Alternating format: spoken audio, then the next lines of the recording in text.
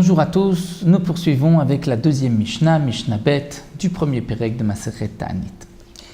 Dans la première Mishnah, nous avons vu une machloket, une discussion entre Rabbi Eliezer et Rabbi Yoshua. Est-ce qu'on mentionne Mashiv Haruach Morid HaGeshem, qu'Akadosh Baruch Hu fait tomber la pluie, depuis le premier jour de Sukkot, le premier jour de fête, ou à partir du dernier jour de fête? La Mishnah poursuit et nous dit En shoalim et akshamim el asamuch lekshamim.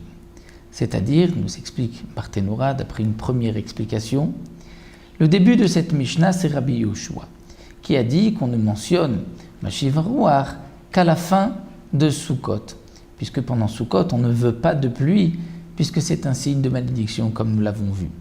Et donc Rabbi Yoshua poursuit, nous enseigne, on ne shoalim, c'est vrai que c'est demandé, mais cela veut dire on ne mentionnera pas les pluies, el asamuch lekshamim, sauf si on est proche de la période où nous attendons la pluie, c'est-à-dire à partir du dernier jour de Sukkot. Une autre explication nous rapporte le Barthénoura, que même si Rabbi Eliezer et Rabbi Yoshua sont en discussion, savoir quand est-ce qu'on commence à mentionner, à dire Mashiv Haruach Morid HaGeshem, malgré tout, ils sont tous les deux d'accord que Shoalim, la demande des Geshamim, ne se fait que proche du moment où nous voulons la pluie. Et donc c'est plutôt à la fin, après Sukkot, mais pas pendant Sukkot. Et donc d'après cette deuxième explication, En shoalim et akshamim, cela voudrait dire on ne demande les pluies, et la samour les kshamim uniquement proche de cette période de pluie. C'est-à-dire le 3 Cheshvan ou le 7, comme nous le verrons dans la Mishnah Gimel.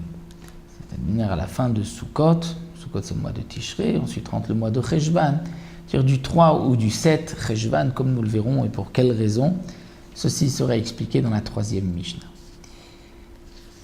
La Mishnah poursuit ici et nous enseigne Rabbi Yehuda Omer. Rabbi Yehuda nous dit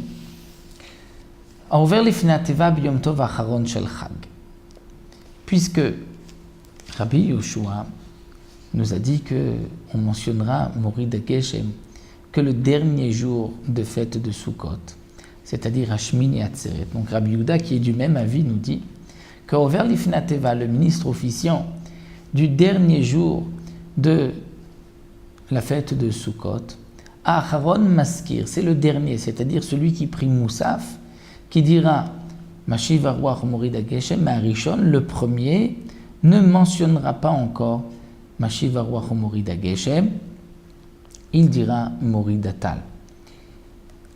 Ça, c'est l'opinion que nous rapporte ici Rabbi Yehuda.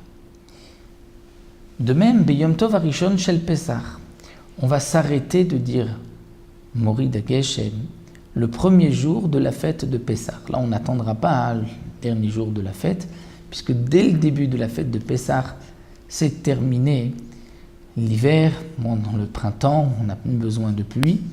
Et donc, le premier jour de la fête de Pesach, le premier Yom Tov, Arishon Maskir, c'est le premier dans la tfila de Shacharit du matin qui mentionnera Morid HaGeshem, mais Acharon, le dernier, celui qui priera Moussaf, lui, Eno Maskir ne dira plus Mashiv Haruach Morid HaGeshem, il mentionnera s'il veut Morid Atal, mais c'est facultatif.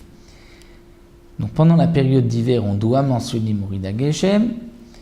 Pendant la période d'été, comme la Gemara l'explique, on n'est pas obligé de mentionner Morid Atal, puisque la rosée ne s'arrête pas tout au long de l'année. Malgré tout, nous avons l'habitude de mentionner Morid Atal. Donc, nous explique ici Rabbi Yehuda, à la fin de la fête de Sukkot, celui qui prie Shacharit dira encore Morid Atal, il termine, il clôture la période de l'été. Celui qui prie Moussaf dira Morid HaGeshem, mais inversement pour le premier jour de Pessah, le premier Shacharit dira encore Morid HaGeshem, il va clôturer la période d'hiver, et celui qui priera Moussaf dira donc Morid Atal ou ne mentionnera ni l'un ni l'autre. Ça, c'est ce que nous enseigne ici Rabbi Yehuda. Et Adematai shoalim et akshamim, jusqu'à quand on va demander la pluie? C'est-à-dire jusqu'à quand on va prier Veten Lalumatar, on va prier pour la pluie. Rabbi Yehuda Omer Hachi Avor à Pessah. Rabbi Yehuda dit jusqu'à ce que se termine Pessah. C'est vrai que ça paraît contradictoire avec ce que nous venons de voir, une parole de Rabbi Yehuda, puisque Rabbi Yehuda nous a dit ici que dès le premier jour de Pessah, on ne mentionne plus la pluie. Ici, Rabbi Yehuda a l'air de dire jusqu'à la fin de Pessah. Alors le Barthénoura répond, comme c'est marqué dans la Gemara, c'est une machloket, une discussion parmi les Tanaïm. Quel est l'avis de Rabbi Yehuda?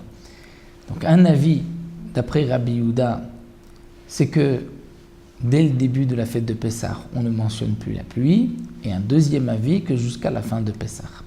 Rabbi Meir Omer, Rabbi Meir lui pense, Hatchiyetse Nissan, on mentionnera la pluie jusqu'à la fin du mois de Nissan, c'est-à-dire même une semaine à peu près après Pessah. Chez Nehemar, comme c'est marqué, Vayored lachem Geshem, la pluie est tombée pour vous, Moré ou Malkosh Barishon.